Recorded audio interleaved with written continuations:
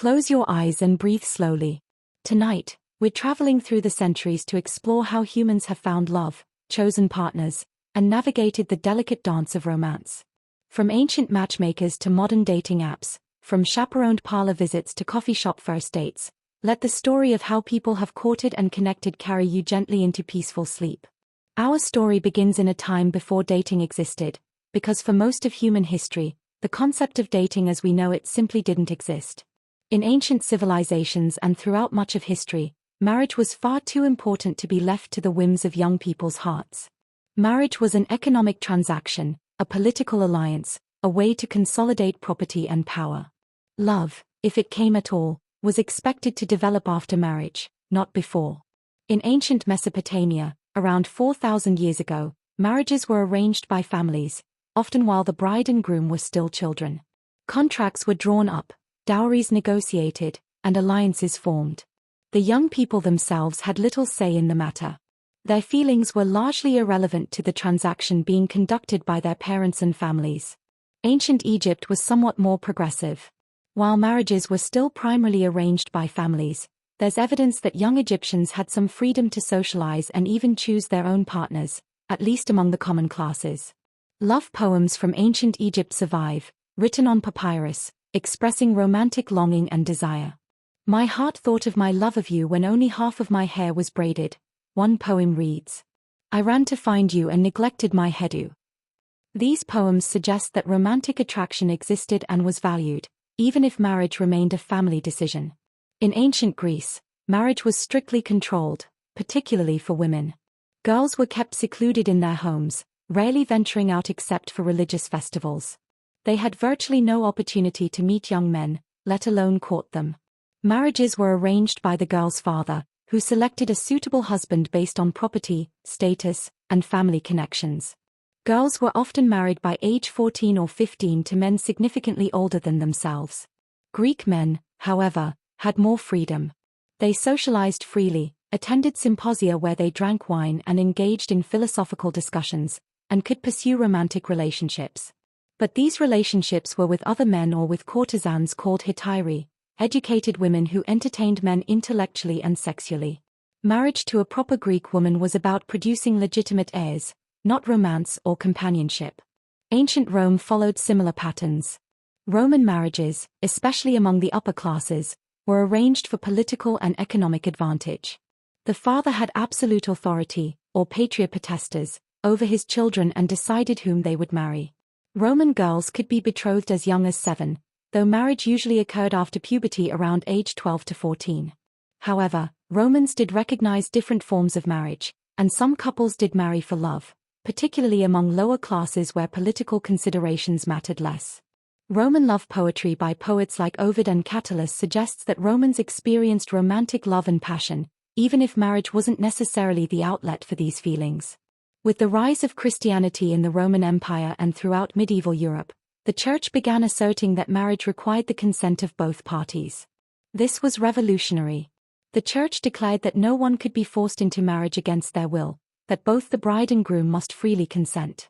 This didn't mean young people could marry anyone they wanted. Families still controlled most matches, but it did introduce the concept that marriage required the agreement of those being married. Medieval Europe saw marriage firmly established as a family arrangement among the nobility and wealthy merchant classes. These marriages were essentially business transactions, merging estates and forming political alliances. Children of nobility might be betrothed as infants, their entire lives planned before they could speak. Among peasants and common people, there was somewhat more freedom. Young people worked together in the fields, attended church together, gathered at village festivals. They had opportunities to meet and develop preferences. While parents still heavily influenced marriage choices, a peasant girl might have some say in which young man she married, especially if the choice was between several equally suitable candidates. The medieval period also saw the rise of courtly love, that elaborate code of chivalric romance we discussed in the Valentine's Day story. Knights worshipped noble ladies from afar, composed poetry, and performed brave deeds in their honor. But courtly love was explicitly disconnected from marriage. It was a literary and social game, an idealized form of romantic devotion that existed outside the practical arrangements of marriage. One curious medieval custom was handfasting, a form of temporary marriage practiced in parts of Britain. A couple would clasp hands and pledge themselves to each other for a year and a day. If at the end of that period the woman was pregnant or they wished to continue, the marriage became permanent. If not, they could part ways with no obligation. This gave young people a trial period to test compatibility before committing permanently. Bundling was another unusual courtship custom that emerged in medieval times and continued into the colonial period. In cold northern European countries and later in New England, a courting couple would be allowed to lie in bed together, fully clothed, often with a wooden board between them. This allowed them to talk privately and stay warm during long winter evenings while the family believed the physical barrier prevented inappropriate behavior. Whether bundling actually prevented intimacy is debatable. Many bundled couples arrived at their weddings already pregnant. During the Renaissance, particularly in Italy, courtship practices began to shift slightly. While marriages remained arranged among the wealthy, there was growing recognition of the importance of compatibility. Families might arrange for potential couples to meet, attend social events together, and spend chaperone time getting acquainted before marriage. The goal wasn't romantic love necessarily, but at least ensuring the couple could tolerate each other. The Renaissance also saw the rise of the marriage broker or matchmaker, a professional who arranged marriages for a fee.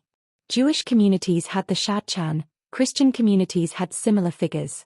These matchmakers knew the families in their communities, understood who would make suitable matches, and negotiated the practical details of marriage contracts. In Elizabethan England, courtship among the upper classes was highly formal and supervised. A young man interested in a young woman would first approach her father to request permission to court her.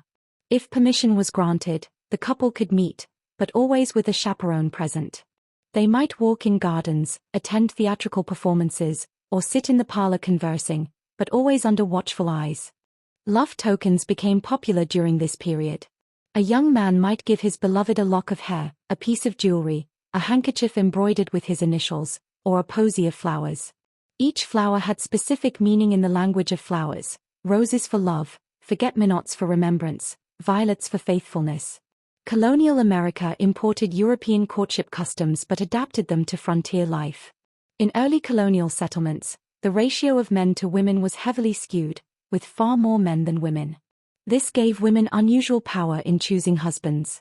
A young woman might have multiple suitors competing for her attention, a reversal of the European pattern where women competed for scarce suitable men. The Puritans of New England approached courtship with characteristic seriousness. They believed marriage was ordained by God and essential for social order, but they also believed it should be based on mutual affection and respect, not just family arrangement. Parents still heavily influenced their children's choices, but Puritan young people had some freedom to court and develop affection before marriage. Sunday church services became important social occasions for young colonists. After services, young people would linger, talking and flirting under the guise of religious discussion. Quilting bees, barn raisings, and harvest festivals provided opportunities for young people to interact. The 18th century saw the beginning of significant changes in courtship, at least among the growing middle classes. The Enlightenment brought new ideas about individual rights, personal happiness, and the importance of affection in marriage. The novel emerged as a literary form, and romantic novels celebrating love matches rather than arranged marriages became wildly popular. Couples began courting more independently, though still under social constraints. A young man might call on a young woman at her home, sitting in the parlor with her family, conversing, perhaps playing the piano or singing together. If the courtship progressed, the couple might be allowed to sit in the parlor alone with the door open. This was considered quite daring. Letter writing became an important courtship tool for educated couples. Young people could express feelings in writing that they couldn't speak aloud. Love letters allowed for emotional intimacy while maintaining physical propriety. The letters of John Adams and Abigail Adams, written during their courtship and throughout their marriage, show the deep intellectual and emotional connection that could develop through correspondence. The 19th century brought the height of formal courtship rituals, particularly during the Victorian era. Courtship became elaborate, governed by intricate rules of etiquette that dictated every interaction between unmarried men and women. These rules were documented in etiquette manuals that spelled out proper behavior in excruciating detail. A proper Victorian courtship followed a careful progression. First, A young man and woman might be introduced at a social event by a mutual acquaintance. The man could then request permission to call on the woman. If permission was granted, he would visit her home during designated calling hours, usually afternoon. He would present his calling card to a servant, who would check if the lady was at home to receive visitors. During these early calls, conversations were formal, topics carefully chosen to be appropriate. The woman's mother or a female relative would be present as chaperone. If the courtship progressed, the couple might be permitted to walk together in public parks or gardens, still chaperoned. They might attend concerts, lectures, or church services together. Every public appearance was noticed and commented upon by society. The Victorians developed an elaborate language of flowers, expanding on earlier traditions. Entire conversations could be conducted through flower arrangements. A red tulip meant a declaration of love, while a yellow rose suggested infidelity. A young man could send coded messages through carefully selected bouquets. Calling cards became essential to Victorian courtship. These small cards, elegantly printed with one's name, were left when making social calls. The corners of the card could be folded in specific ways to convey different messages. A folded upper right corner meant the call was for the whole family, a folded lower left meant goodbye. Young people used these cards to signal interest and navigate the complex social dance of courtship. The courting stick or bundling board made a reappearance in 19th century America, particularly in rural areas. This hollow tube or wooden board allowed young couples to whisper to each other or maintain separation while spending time together. Some homes had special courting candles. When the candle burned down to a certain point, the young man was expected to leave. For women in the Victorian era, courtship was serious business. Their economic security and social status depended on making a good marriage. A woman who remained unmarried past her mid-20s was considered on the shelf, her prospects diminishing with each passing year. The pressure to attract and secure a suitable husband was intense. Men had more freedom but also felt pressure. A man was expected to be financially established before marrying, able to support a wife and future children. This meant many men delayed marriage until their late 20s or 30s, by which time they had established themselves in a profession or business. The concept of keeping company emerged in the late 19th century. When a couple was keeping company, it was understood they were seriously courting with marriage as the goal. They had an informal understanding, though not yet an engagement. Other suitors would respect this relationship and not pursue the woman. Engagement was a formal affair. The man would ask the woman's father for permission to marry her. This was essential. If permission was granted, the couple would announce their engagement to family and society. The woman would receive an engagement ring, a tradition that became standard in the late 19th century thanks to diamond marketing campaigns. Engagement periods could be quite long, a year or more, as the couple prepared for marriage. The woman would prepare her trousseau, assembling linens, clothing, and household goods. Wedding gifts would be displayed for friends and family to admire. The engagement could be broken if either party changed their mind, though this was scandalous, particularly if the woman initiated the break. As the 20th century arrived, enormous changes were beginning that would transform courtship forever. The Industrial Revolution had drawn people from farms and small towns to cities. Young people now worked in factories, shops, and offices alongside others their own age. They had opportunities to meet potential partners without family intermediation. The rise of public education meant young men and women attended school together, often for the first time. High schools and colleges became places where young people socialized, developed friendships, and sometimes romantic relationships, away from constant parental supervision. The telephone, invented in 1876, gradually became common in middle-class homes by the early 20th century. For the first time, a young man could speak directly to a young woman without visiting her home or writing a letter. They could have private conversations, though in many households, the telephone was in a common area where conversations could be overheard. The bicycle craze of the 1890s gave young women unprecedented mobility and freedom. A woman on a bicycle could go places without a chaperone, could meet friends, could even meet young men, all while claiming the healthy exercise approved by reformers. The bicycle was quietly revolutionary for women's independence. But the most transformative change was the automobile. When Henry Ford's Model T made cars affordable for middle-class families in the 1910s and 1920s, it revolutionized courtship completely. For the first time, young couples could go places alone, away from watchful parents and chaperoning relatives. The car became a private space, mobile and independent. Going for a drive became a courtship activity. Young couples could drive to neighboring towns, to countryside picnics, to dance halls and roadhouses. Parents worried, and rightly so, about what young people were doing in these cars. The automobile facilitated greater physical intimacy than had been possible under the old supervised courtship system. This shift from home-based courtship to going out marked the birth of modern dating. Instead of a young man calling on a young woman at her home, young people now went out on dates, to movies, to restaurants, to dance halls, to sporting events. Dating moved courtship from the private, family-controlled sphere to the public, commercial sphere. The 1920s, the Jazz Age, saw dating culture flourish, particularly among urban young people. Flappers with bobbed hair and short skirts went to speakeasies with young men, drank illegal alcohol, danced to jazz music, and defied Victorian conventions. The older generation was scandalized, convinced that moral standards were collapsing. Petting parties became a source of particular concern. At these parties, young couples engaged in sexual activity short of intercourse, kissing, touching, heavy petting, behavior that would have been unthinkable in the Victorian parlor. These parties were often unchaperoned, held in homes when parents were out or in cars parked on dark streets. Despite the moral panic, dating was becoming normalized. Etiquette books from the 1920s and 30s offered advice on proper dating behavior. The man should pick the woman up at her home, meet her parents, pay for the date, and return her home at a reasonable hour. The woman should dress modestly, not drink too much, and maintain her reputation.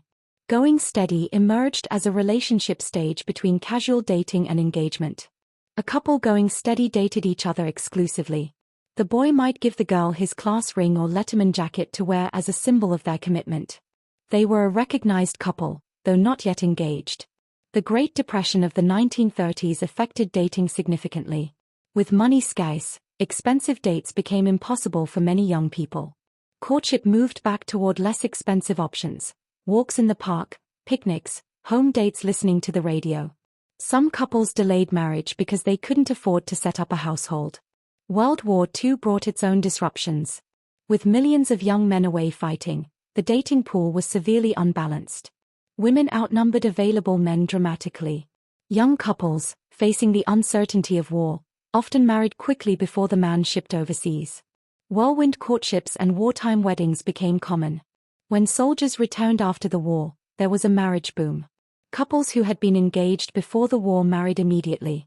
Servicemen met women in foreign countries and brought war brides home. The late 1940s and 1950s saw marriage rates soar and marriage ages drop. People married younger than they had in decades. The 1950s established the dating script that became standard for decades. A young man would ask a young woman on a date, usually by telephone. He would pick her up at her home, meet her parents, and take her somewhere: a movie, a dance, a restaurant. He would pay for everything. He would return her home by curfew and perhaps receive a goodnight kiss at the door. Dating in the 1950s was often highly gendered and rule-bound. Women were supposed to be passive, waiting to be asked out rather than doing the asking. They played hard to get but not too hard. They were supposed to control sexual activity, saying no to male advances while not saying no so firmly that the boy lost interest. Men were supposed to be active pursuers. They asked women out, planned dates, paid for everything, and initiated physical contact. They were expected to push for sexual activity while respecting a woman's no, a contradictory expectation that created confusion and sometimes worse. Going steady became even more common in the 1950s, particularly among teenagers.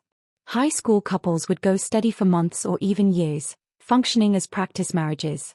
They would spend most of their free time together, attend school dances and sporting events as a couple, and sometimes exchange class rings or ID bracelets as symbols of commitment. The 1950s also saw the rise of dating advice culture.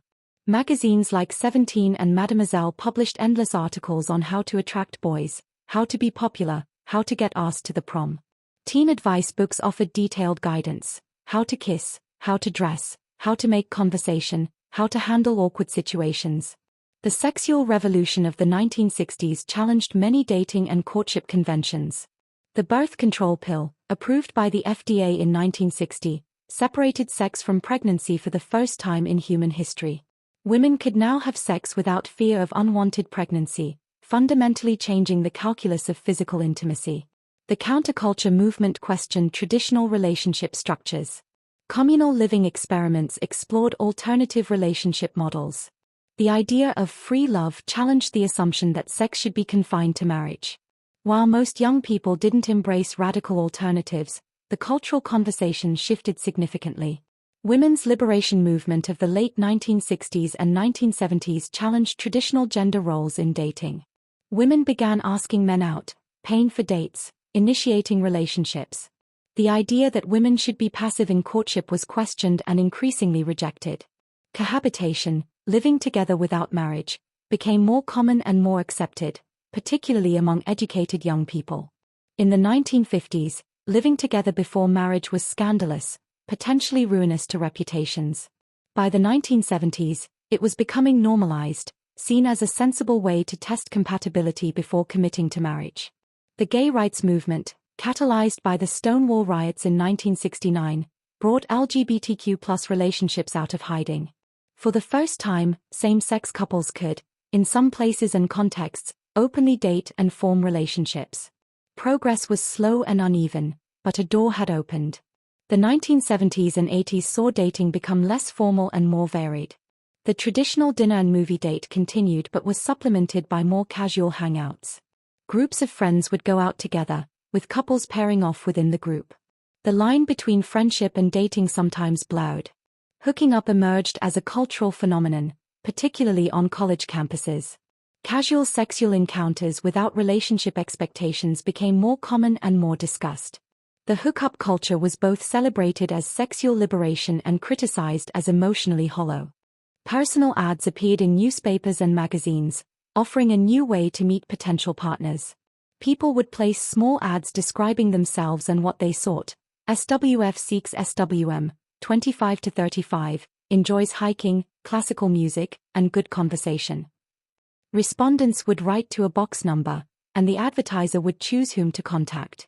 This was an early form of what would become online dating. Video dating services emerged in the 1980s. Singles would record video profiles, watch videos of potential matches, and indicate interest. The service would facilitate introductions if interest was mutual. This was more sophisticated than personal ads but still limited by technology and social stigma. Using a dating service suggested desperation to many people. The rise of career women in the 1970s-90s changed dating dynamics. Women who were financially independent and focused on careers approached relationships differently than previous generations. They might delay marriage, be selective about partners, and prioritize their own goals. This was a dramatic shift from earlier eras when women's identity and security came primarily through marriage. The 1990s brought further changes as gender roles continued evolving. The idea that men should always pay for dates was questioned. Going Dutch, splitting costs, became more acceptable. Women became more comfortable initiating relationships and even proposing marriage. Speed dating was invented in the late 1990s by a rabbi in Los Angeles as a way for young Jewish singles to meet. The format was simple. Singles would have brief, timed conversations with numerous potential partners in one evening, indicating who they'd like to see again. If interest was mutual, contact information was exchanged. Speed dating spread beyond its Jewish origins to become a mainstream phenomenon. Then came the internet, and everything changed again. Online dating emerged in the mid-1990s with sites like Match.com, launched in 1995. For the first time, you could browse profiles of potential partners from the comfort of your home, send messages to people you'd never met, and arrange dates with strangers from the internet. Early online dating carried significant stigma. People who used dating sites were seen as desperate, unable to meet people naturally. Users often lied about how they met their partners, inventing stories rather than admitting they met online. But online dating offered something revolutionary: access to a far larger pool of potential partners than you'd ever encounter through work, friends, or chance. Online dating removed geographic and social barriers. You could meet people outside your immediate social circle, from different neighborhoods, different backgrounds. You could specify what you wanted: interests, values, lifestyle preferences, and filter for compatibility before ever meeting. The algorithms promise to help you find your perfect match by assessing compatibility through detailed questionnaires. Sites like eHarmony, launched in 2000, claimed scientific matching systems. Whether these algorithms actually worked better than chance was debatable, but they gave users confidence in the process. The 2000s saw online dating gradually shed its stigma and become mainstream. More people tried it, and more people met partners online. Success stories multiplied. By the late 2000s, meeting online was increasingly common and increasingly accepted. Smartphones revolutionized online dating. Apps like Grindr, launched in 2009 for gay men, used geolocation to show nearby users. You could see potential matches who were physically close, enabling quick connections. Grindr was enormously popular and influential, proving that mobile dating apps had potential. Then, in 2012, came Tinder, and dating would never be the same. Tinder introduced the swipe interface: swipe right if interested, swipe left if not. If two people swiped right on each other, they matched and could message. It was simple, quick, and gamified. Dating became a game you could play anywhere, anytime, waiting in line, riding the bus, lying in bed at night. Tinder removed barriers to connection. You could interact with dozens or hundreds of potential matches in an evening. Meeting people became effortless. But this ease came with costs. The abundance of options made people more disposable. Why invest in getting to know someone when there were hundreds more potential matches waiting? Other dating apps proliferated. Bumble, launched in 2014 by former Tinder executive Whitney Wolfe Herd, gave women control. Only women could send the first message after a match. Hinge marketed itself as the app designed to be deleted, focusing on serious relationships rather than casual hookups. Specialized apps emerged for every niche: farmers, professionals, people with specific religious beliefs, polyamorous people. The dating app experience became standardized. You created a profile with photos and a brief bio. You swiped through potential matches. If you matched, you messaged. If the conversation went well, you arranged to meet in person. This first meeting was usually casual: coffee, drinks, a walk, a low-stakes opportunity to assess chemistry. Dating app culture developed its own customs and frustrations. Ghosting, suddenly cutting off all communication without explanation, became common and widely hated. Breadcrumbing, sending occasional messages to keep someone interested without real commitment, emerged as another frustrating pattern. Zombieing, someone who ghosted you suddenly reappearing months later, became a recognized phenomenon. The paradox of choice plagued dating apps. With so many options, people struggled to commit, wondering if someone better might be just another swipe away. Relationships became more fragile. People gave up on potential partners more quickly because replacement options were always available. Dating apps also facilitated hookup culture. Apps like Tinder were often used for casual sexual encounters rather than relationship seeking. This was convenient for people wanting casual connections but frustrating for those seeking serious relationships. The apps were ambiguous. Some users wanted hookups, others wanted relationships, but it wasn't always clear who wanted what. Meanwhile, traditional ways of meeting partners declined. Fewer people met through friends, family, church, or work. Online dating and apps became the dominant way couples met, surpassing all traditional methods combined by the late 2010s. This was a dramatic reversal in just a few decades. The pandemic of 2020 forced another evolution in dating. With in-person meetings discouraged or impossible, video dating exploded. First dates happened over Zoom or FaceTime. Couples conducted entire courtships virtually, sometimes for months before meeting in person. Some dating apps added video features to facilitate this new reality. The pandemic also prompted reflection on what people wanted in relationships. The isolation of lockdowns made many people crave genuine connection and companionship.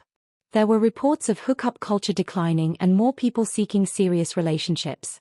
Whether this shift proved lasting or temporary remained to be seen. Modern dating exists in fascinating diversity. Some people meet through apps, carefully curating profiles and swiping through options. Others meet through friends, work, or shared activities. Some people follow traditional dating scripts: the man asks, pays, and pursues. Others create their own patterns, with women asking men out, people going Dutch, and gender roles flexible. Arranged marriages still occur in many cultures and communities around the world. Modern arranged marriages often involve family introduction and facilitation, but with the couple's consent and choice. Parents might help find suitable candidates, but the young people meet, court, and decide whether to marry. Matchmaking services continue to exist in updated forms. Professional matchmakers work with wealthy clients, personally curating introductions based on deep knowledge of their clients' preferences and personalities. These services cost thousands of dollars but promise more selective, high-quality matches than apps provide. Relationship structures have diversified beyond traditional monogamous coupling. Polyamorous relationships, where people have multiple romantic relationships simultaneously with everyone's knowledge and consent, have become more visible. Open relationships, friends with benefits, relationship anarchy, people experiment with various configurations, seeking what works for them. Long-distance relationships, once rare and difficult, have become more common and more manageable thanks to technology. Video calls, instant messaging, social media, and affordable flights allow couples to maintain connections across distance. Some relationships begin long-distance through dating apps and never progress to living in the same place. The economics of modern dating have created new pressures. In expensive cities, dating costs money many young people struggle to afford. The expectation of going out, to restaurants, bars, events, adds up quickly. Some people have returned to more economical dating options: walks, picnics, home-cooked meals, both for affordability and for genuine connection. Dating coaches and advice have proliferated online. YouTube channels, podcasts, blogs, and social media accounts offer endless guidance on attracting partners, navigating online dating, understanding gender dynamics, and building healthy relationships. The quality ranges from genuinely helpful to actively harmful, but the abundance suggests people feel increasingly confused about how dating is supposed to work. The current dating landscape is often described as confusing, exhausting, and demoralizing by its participants. The abundance of choice, the impermanence of connections, the gamification of romance, the commodification of people, all these create frustration. Many people, particularly younger people, express exhaustion with dating apps and longing for more organic ways to meet partners. Yet people continue seeking connection, continue dating, continue hoping to find partners. The fundamental human desires for companionship, intimacy, love, and partnership persist regardless of the methods available for pursuing them. Whether through apps or chance encounters, through friends' introductions or algorithmic matching, through traditional courtship or modern experimentation, people continue the eternal human project of seeking romantic connection. The story of courtship and dating is ultimately a story of humans adapting to changing circumstances while pursuing unchanging desires.